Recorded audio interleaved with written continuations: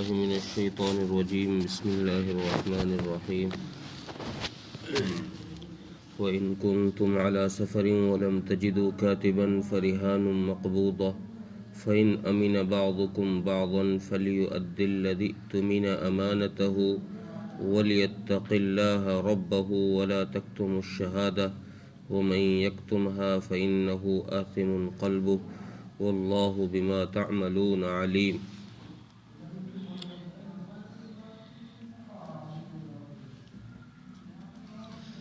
پچھلی آیت میں لین دین کا تذکرہ اس طرح کیا تھا کہ جب تم لین دین کرو تو اپنے لین دین کو لکھوا بھی لیا کرو اور اس پر گواہ بھی بنا لیا کرو۔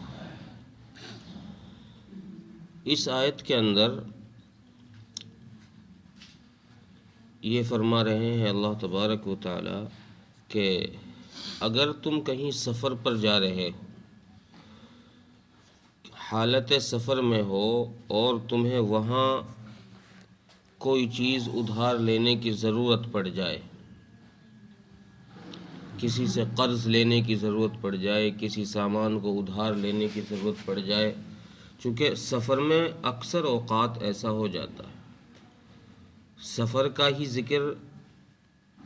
یہاں اسی وجہ سے کیا ہے کہ سفر میں اکثر ایسا ہوتا ہے، مقام پر رہتے ہوئے ایسا نہیں ہوتا۔ مقام پر تو آدمی کہیں نہ کہیں سے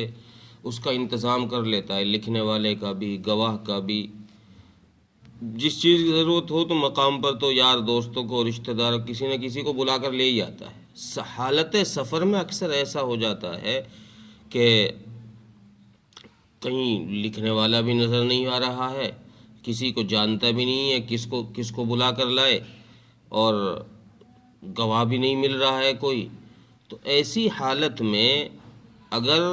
یہ کسی سے کچھ قرض لے رہا ہے تو اس قرض کے عوض میں اپنی کوئی چیز اس کے پاس گروی رکھ دے، رہن کوئی چیز رکھ دے اس کے پاس۔ اور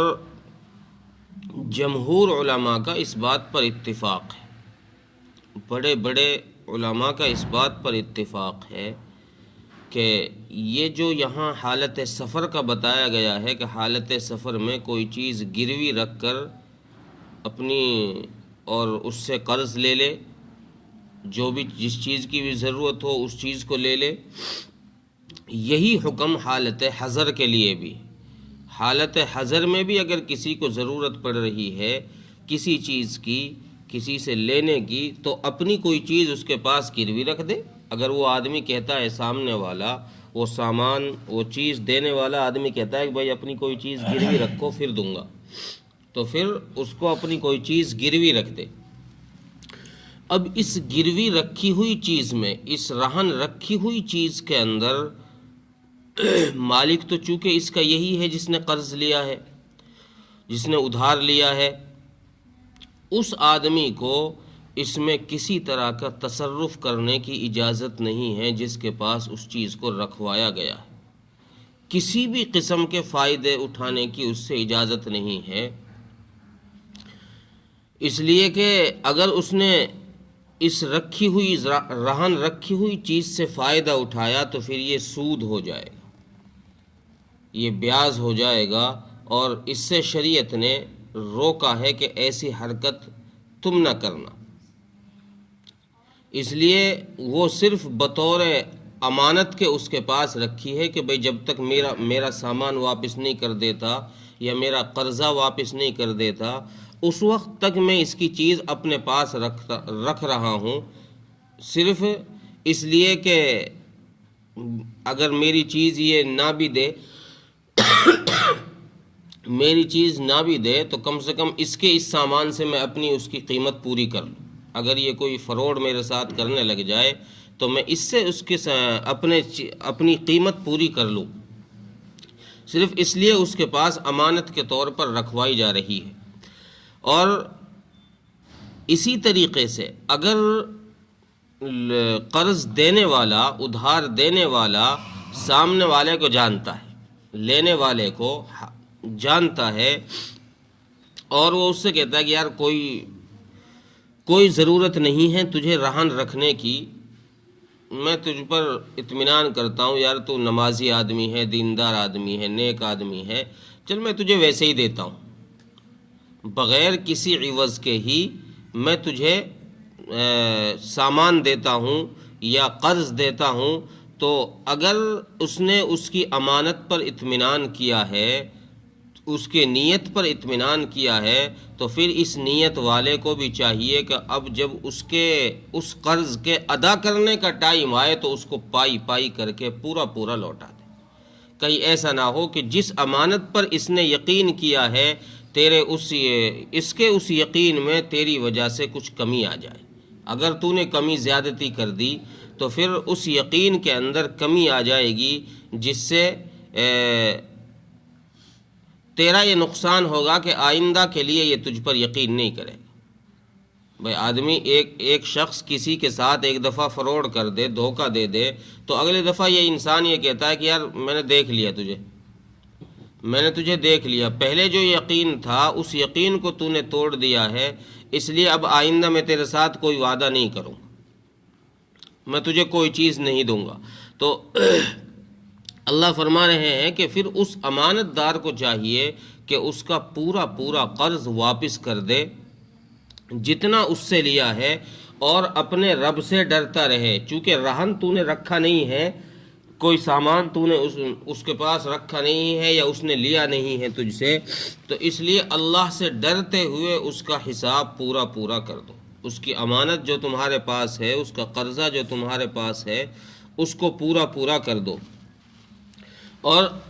گواہوں کے لیے یہ حکم تاکیداً ذکر کیا گیا ہے کہ گواہ اگر کسی معاملے میں بنایا جا رہا ہو تو پھر ان گواہوں کو چاہیے کہ وہ گواہی کو چھپائے نہیں۔ اب اس میں چھپانا یہ ہے کہ جب گواہ کی ضرورت پڑے، کہیں بلایا جائے گواہ کو، تو اس گواہی کے اندر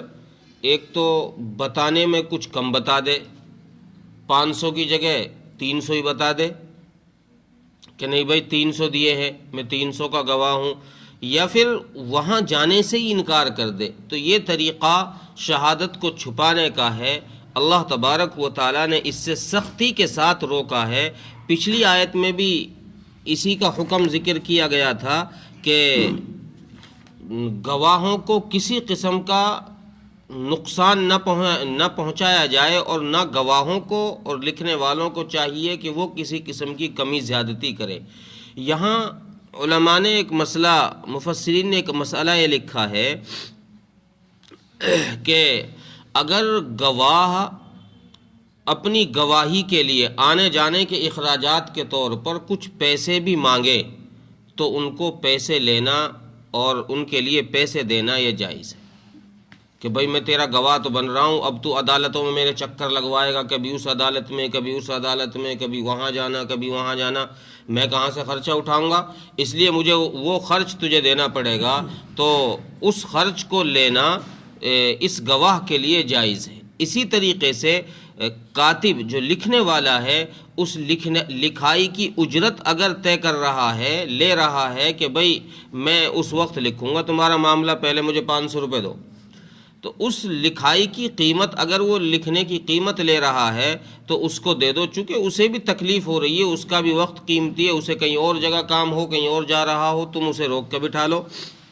تو بہت ساری چیزیں ہیں، اس لیے شریعت نے اس کی گنجائش رکھی ہے کہ اگر لکھنے والا اور گواہ پیسوں میں مل رہے ہوں تو ان کا لینا جائز ہے۔ لیکن یہی کہ کسی کے وقت سے ناجائز فائدہ نہیں اٹھانا چاہیے، موقع سے ناجائز فائدہ نہیں اٹھانا چاہیے کہ عام طور سے کام تو چل رہا ہو، 1000 میں تم مانگ لو 10,000، موقع سے ناجائز فائدہ نہیں اٹھانا چاہیے۔ جتنی گنجائش شریعت نے رکھی ہے صرف اتنی پر ہی آدمی اکتفا کرے۔ تو اس لیے اس آیت میں بھی فرمایا کہ شہادت کو چھپاؤ نہیں، وَمَن يَكْتُمْهَا، اور اگر تم نے شہادت چھپائی تو پھر جان لو کہ یہ تم نے اپنے دل پر گناہ کیا ہے۔ چونکہ یہاں دل کی طرف اشارہ اس لیے کیا ہے کہ چھپانا اکثر دل ہی سے ہوتا ہے، آدمی دل ہی میں بات چھپا سکتا ہے اور کہیں چھپتی بھی نہیں ہے بات، اس لیے دل کی طرف اشارہ کیا ہے۔ اور یہ دل ہی جسم کے اندر ایک ایسا لوتھڑا ہے کہ جو اگر صحیح ہے تو سارا جسم صحیح ہے۔ حدیث میں آتا ہے، اللہ کے نبی نے فرمایا کہ جسم کے اندر ایک گوشت کا چھوٹا سا ٹکڑا ہے، اگر وہ صحیح ہے تو تمہارا سارا جسم صحیح ہے، اور اگر وہ خراب ہے تو سارا جسم خراب۔ تو اس لیے اس دل سے ہی اگر چھپائے گا تو اس دل کے ذریعے سے ہی یہ چھپانا کرے گا، گڑبڑ کرے گا۔ اس لیے اس طرف ہی اشارہ کرتے ہوئے فرمایا کہ اس چیز چھپانے کا گناہ تمہارے دل پر ہی ہوگا، اور اللہ تبارک و تعالیٰ تمہارے کاموں کو جانتے ہیں، تم کیا کر رہے ہو، کس نیت سے کسی سے لے رہے ہو، دینے کی نیت ہے کہ نہیں ہے، ضرورت ہے کہ نہیں تمہیں لینے کی، تم ویسے تو کسی کے ساتھ فراڈ نہیں کر رہے ہو،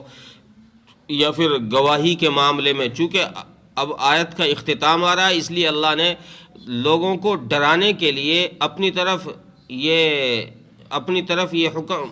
یہ اشارہ کیا ہے کہ میں تمہاری نیتوں کو، تمہارے اعمال کو، افعال کو میں جانتا ہوں۔ اور اللہ تبارک و تعالیٰ یہ اس لیے کرتے ہیں، بندوں کو اس لیے ڈراتے ہیں تاکہ لوگ بات پر عمل کرنے لگ جائیں،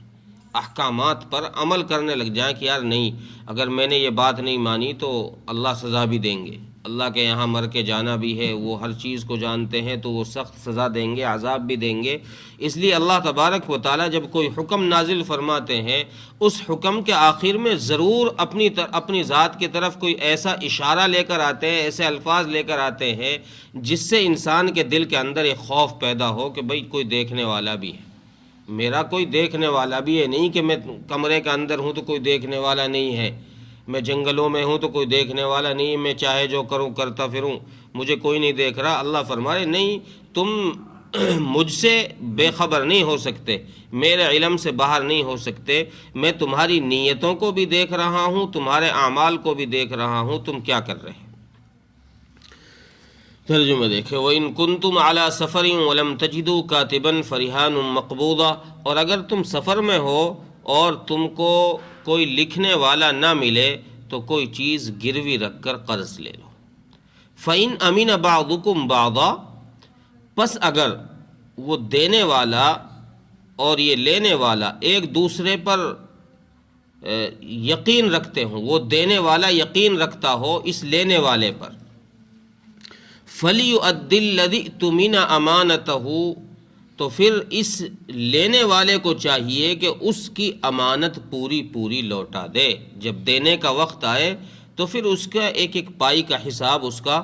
مکمل کر دے۔ وَلْيَتَّقِ اللَّهَ رَبَّهُ، اور اپنے رب سے ڈرتا رہے۔ وَلَا تَكْتُمُوا الشَّهَادَةَ، اور نہ گواہی کو چھپائے۔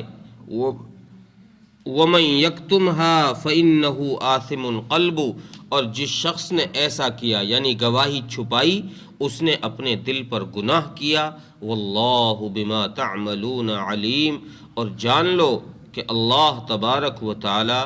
تمہارے اعمال کو جاننے والے، تمہارے افعال کو جاننے والے، جو تم کرتے ہو اللہ تبارک و تعالی کو اس کا علم ہے۔ اللہ تعالی عمل کی توفیق عطا فرمائے۔